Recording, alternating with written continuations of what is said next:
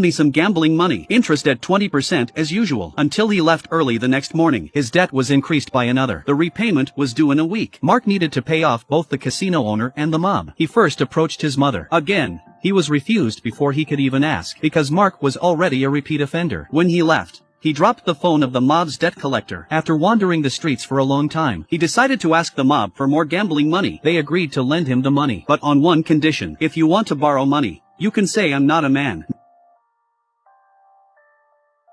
Many gamblers have no principles or dignity when they are desperate, but Mark didn't give up his dignity just because he had borrowed money. The day of repayment was approaching. That day his mother came to Mark. She had received a threatening phone call from the mob. What would they do if the money wasn't paid back? Cut my limbs off and throw them into the street, and find my family.